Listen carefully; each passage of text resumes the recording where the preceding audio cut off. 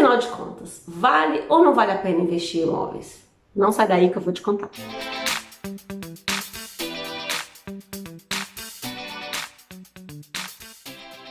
Meu nome é Carla Braga, você está no Entre Euros e Reais e aqui eu dou dicas de finanças pessoais para brasileiros e portugueses. Se você também já se fez essa pergunta, senta aí e vamos escutar esse vídeo que aqui tem muita informação importante a esse respeito. Quando a gente vai fazer um investimento, seja ele qual for, inclusive investimento em imóveis, a gente tem que ficar atento a um tripé que é importantíssimo, que é formado pela liquidez, a segurança e a rentabilidade. Quando a gente faz um investimento, normalmente quando você ganha muito em um desses critérios, você perde em um dos outros. Então, você tem que equilibrar da forma mais adequada possível ao seu perfil. E sobre perfil, eu já falei no vídeo anterior. Se você ainda não assistiu, eu vou colocar aqui na descrição um link para o vídeo para você poder assistir. O que são esses três conceitos? A segurança é relativamente fácil a gente entender. Quanto mais seguro é o investimento, menor é o risco de perder dinheiro com ele. A rentabilidade também é um conceito bastante simples. Quanto mais rentável, melhor. Todo mundo quer um investimento que seja super seguro e super rentável, mas nem sempre isso é possível. O terceiro aspecto desse tripé é a liquidez. Esse conceito já é um pouquinho mais complicado. O que é a liquidez? É a possibilidade de você transformar aquele investimento em dinheiro. Ou seja, se você perder o emprego, seu filho ficar doente ou você mesmo ficar doente, se você quiser fazer um investimento, mudar de país, seja lá qual motivo for, se você precisar de recurso, é fácil transformar esse investimento no recurso que você precisa? É fácil você suprir uma necessidade emergencial resgatando, vendendo ou transformando de alguma forma aquele investimento em dinheiro vivo na sua conta? Então, isso é a liquidez. Uma vez entendido o conceito de liquidez, fica fácil para a gente perceber que no caso de investimento em imóveis, a liquidez é um ponto sensível. Porque não é nada fácil você transformar um bem, normalmente de valor elevado, em dinheiro. Quando você vai vender o imóvel, quem já vendeu sabe muito bem como é isso, não é a coisa mais fácil do mundo. Primeiro você tem que encontrar o seu público-alvo, de pessoas que se interessam por aquele tipo de imóvel que você tem. Depois você tem que encontrar uma pessoa dessas que se interessaram pelo seu imóvel que tenha possibilidade e vontade de pagar o valor que você está exigindo por ele. Ou seja, alguém que também considere que aquele valor que você está cobrando ou o valor de avaliação realmente vale a pena para ela, que ela pode e quer pagar por aquele imóvel. Além disso, é muito comum que compradores de imóvel queiram utilizar financiamentos bancários. Seja aqui em Portugal ou seja no Brasil, a aquisição de imóveis está sempre envolta numa série de burocracias e procedimentos para que essa operação seja segura para quem está comprando e para quem está vendendo. E essas burocracias podem tomar um certo tempo. Então é muito importante você levar isso em consideração. Então não vale a pena investir em imóveis? Calma, gente. Vamos continuar falando sobre isso. Então vamos falar agora das vantagens, né? Como primeira vantagem, nós temos a segurança. As chances de você ter algum problema a ponto de você perder esse bem é muito pequena. E normalmente as pessoas se precavêm, contratando um seguro, por exemplo, que vai cobrir em caso de um incêndio, uma inundação, enfim. Então, via de regra, na maior parte das vezes, são investimentos seguros. A segunda vantagem é a possibilidade de você receber aluguéis, ou seja, transformar esse patrimônio em algo que te gere uma renda. Mais adiante eu vou falar de alguns pontos que você tem que ficar atento em relação a essa questão do aluguel. Como terceira vantagem dos imóveis, tem a valorização imobiliária. E o seu proprietário acaba tendo um ganho patrimonial em decorrência disso. Embora isso seja uma vantagem, há alguns aspectos, alguns detalhes que você tem que observar nessa questão da valorização imobiliária. Bom, então agora nós já vimos as vantagens, vamos ver as desvantagens.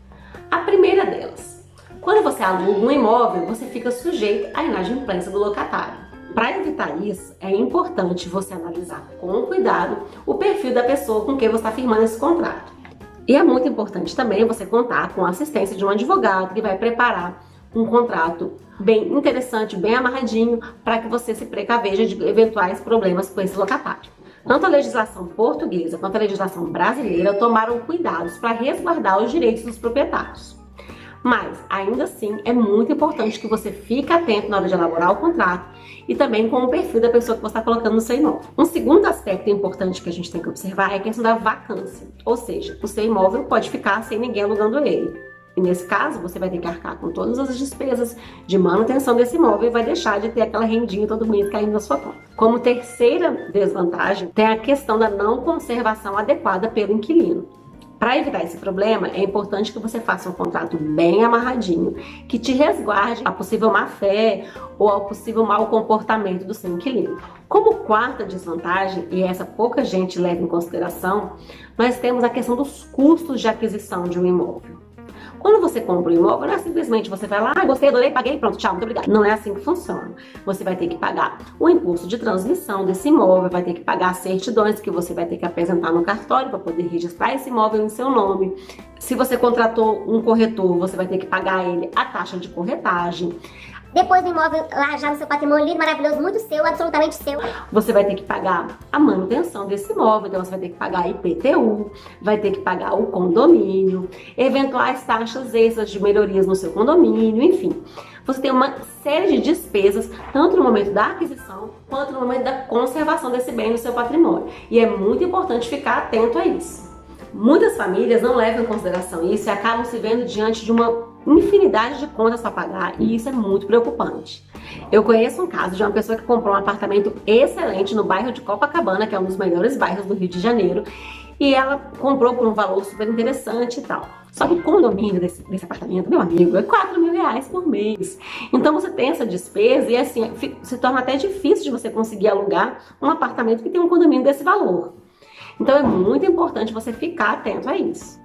Uma outra coisa muito importante que as pessoas não levam em consideração é comparar quanto que ela vai conseguir obter de renda através de aluguel daquele imóvel versus quanto ela obteria se ela pegasse aquele valor e ao invés de comprar o imóvel, ela investisse em CDBs, em LCIs, em ações, em fundos de investimento, enfim. É muito importante fazer esse cálculo, porque dependendo do valor do imóvel, o que você vai conseguir de renda mensal através de um aluguel é muito pequeno diante do valor do imóvel. Ai, Carla, me explica melhor. Quanto mais caro é o imóvel, mais desproporcional é o valor que você consegue obter de rendimento através de aluguel com ele. Porque existe um valor máximo que as pessoas se dispõem a pagar de aluguel. E existe também uma quantidade pequena de pessoas que têm condições de pagar um aluguel tão expressivo. Então, quanto mais caro é o bem, menor é o retorno que você tem alugando esse bem. Por isso, se o seu interesse é investir em imóveis para aluguel, talvez seja mais interessante você formar uma carteira de imóveis com valor menor, ou seja, imóveis menores, imóveis de 1 ou 2 quartos, salas comerciais, kitnets, enfim. No caso dos imóveis de valor expressivo, como eu disse, imóveis com alto valor, normalmente eles não são interessantes, mas tem uma exceção. Se você tem um imóvel numa localização muito estratégica, e com dimensões muito interessantes, pode ser que seja o caso de você alugar para clínicas, bancos. Nesse caso, pode ser que você consiga o valor de aluguel expressivo. Mas fique atento, porque se esse imóvel ficar vago futuramente, você pode se ver numa situação bem complicada. Por ser um imóvel de valor expressivo, certamente ele vai ter uma manutenção de valor expressivo também. E em caso de vacância, essa conta vai para você. Imóvel sempre valoriza? Gente, não é bem assim. Normalmente, imóvel valoriza sim, mas é muito, muito, muito importante que você observe a localização do imóvel na hora de comprar. Planos efetivos do governo em relação a projetos em andamento para a construção de estação do metrô ou de shopping center, qual é a rede de abastecimento comercial que você tem próximo, enfim. Mas você tem que ficar atento também porque algumas questões desvalorizam o imóvel, como por exemplo, a ampliação de comunidades, a proximidade com zonas de tráfico, o intenso trânsito na região. Então é bem importante você ficar atento a essas questões de desvalorização também. Além disso, para você verificar se aquela valorização imobiliária foi realmente interessante, você tem que descontar a inflação. Não adianta você chegar e falar assim, eu comprei um imóvel por 200 mil e vendi por 250, nossa, me dei muito bem. Quantos anos depois você vendeu esse imóvel? Nesse período de anos, quanto foi a inflação? É importante você lembrar que um dos efeitos da inflação é comer parte do seu poder de compra. Ou seja, se você comprou um imóvel por 200 e vendeu por 250, você teoricamente teve uma valorização de 50 mil reais. Mas você tem que descontar disso a inflação do período. Então eu não devo comprar? Não estou dizendo isso.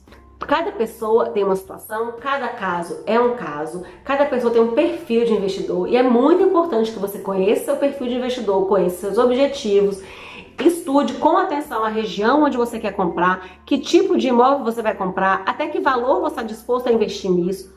Então, não é uma resposta simples. A sugestão que eu te dou é, se você não é especialista no assunto, procure um especialista, seja um corretor de imóveis, seja um consultor financeiro e estude atentamente as condições desse investimento. Além disso, se você está nadando no dinheiro, está cheio de imóvel, talvez seja interessante para você criar uma pessoa jurídica para administrar esses imóveis. Só que isso é assunto para outro vídeo. Se você gostou desse vídeo, dá o seu like para me estimular a continuar produzindo conteúdo. Não deixe de se inscrever no canal e de nos seguir nas redes sociais. Entre Euros e Reais no Facebook e no Instagram. E eu tenho também um site, entreeurosereais.com. Lá eu coloco alguns textos no blog, pode ser que interessem para você. Então faz uma visitinha lá pra gente também. Um grande beijo e até o próximo vídeo.